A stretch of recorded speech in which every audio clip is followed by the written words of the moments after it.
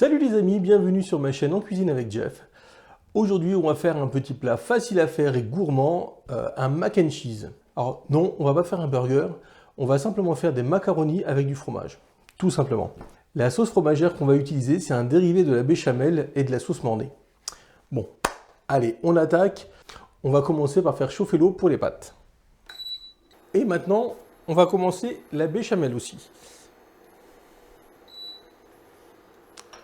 Alors là, pour donner un peu plus de goût à la sauce fromagère, on va lui ajouter des oignons que j'ai coupés très fins. Bon, voilà, on ne le fait pas trop fort. Il ne faut pas faire brunir les oignons.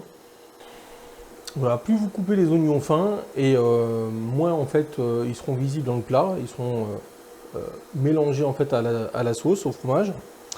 Et en plus, ils cuiront beaucoup plus vite. Allez, hop, je vais lui mettre une petite cuillerée d'eau pour l'aider à cuire. Bon voilà, nos oignons ont bien avancé. On va pouvoir mettre notre farine pour faire notre roux.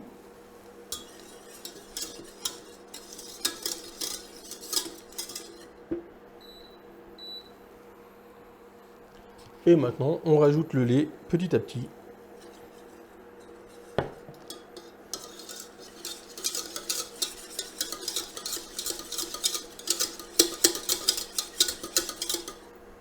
Pour la béchamel, c'est simple.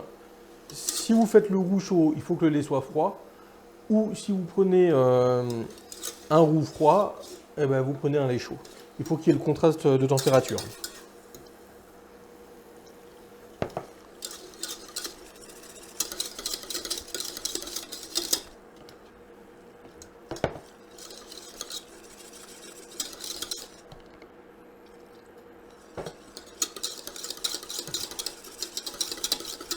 Pour ne pas faire de grumeaux, c'est simple.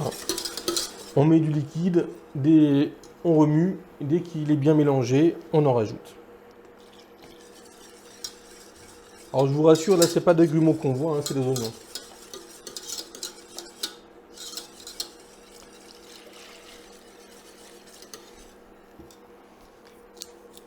On va rajouter l'ail.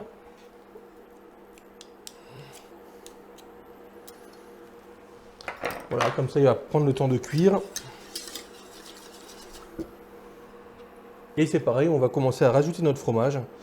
Donc j'ai fait, on peut mettre un peu ce qu'on veut comme fromage.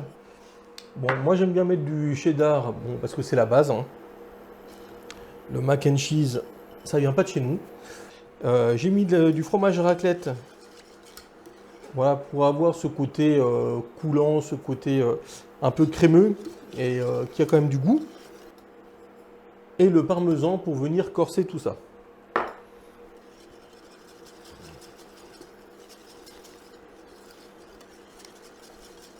Voilà. Comme pour toutes les béchamels, on rajoute de la muscade. Voilà. Et un petit coup de poivre.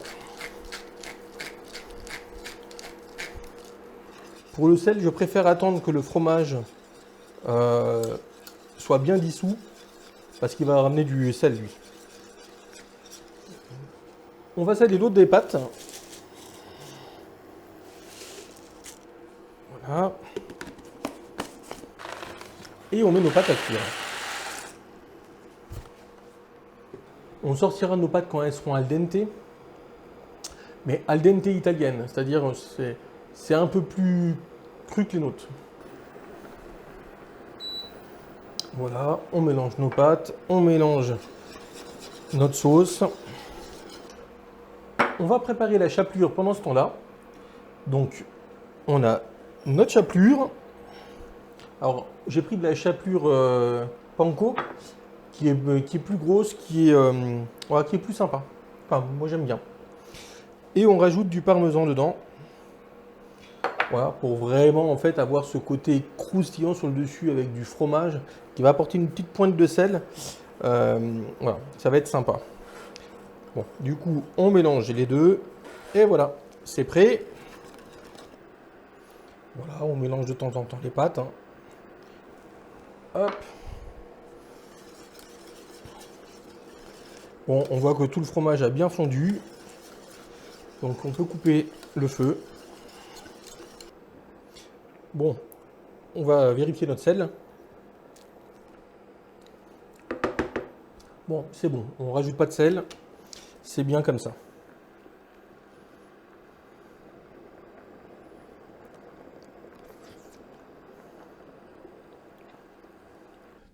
Nos pâtes sont cuites al dente à l'italienne, donc un peu plus dures que chez nous, parce qu'en fait elles vont continuer à cuire après dans le fromage. Donc je les égoutte.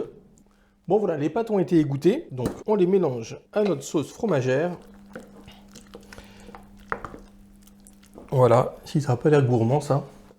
On les verse dans notre plat à gratin.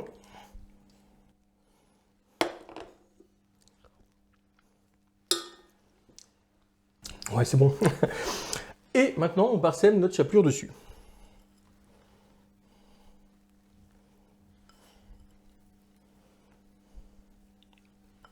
Alors forcément, vous vous doutez, j'ai déjà mis le four à chauffer en mode grill. Voilà, sur la grille tout en haut.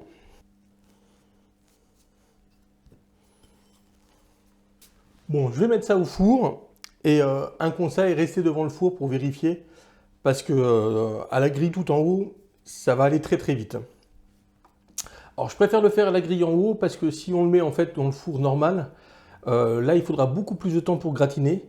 Il va falloir 20 minutes, une demi-heure. Et là pour le coup, on continuera en fait de cuire les pâtes. Alors si vous avez une bonne variété de pâtes, ça ira encore. Mais si vous avez des pâtes un peu moyennes, vous aurez vraiment des pâtes trop cuites. Et le gros truc, c'est que vous n'aurez pas de sauce. Voilà, alors ce sera très bon quand même, hein. Mais voilà, c'est quand même sympa quand vous allez ces pâtes là avec de la sauce à côté. C'est top. Bon voilà les amis. Franchement, c'est pas beau ça. Bon, eh ben, on va servir une assiette.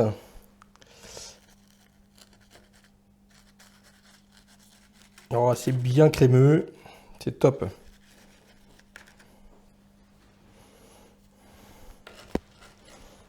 Réglisse.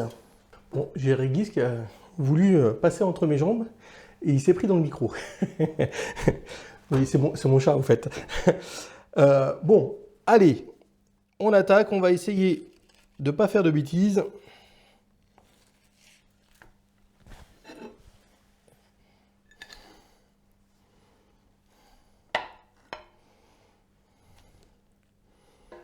Bon, j'avoue, j'étais tellement pressé de servir.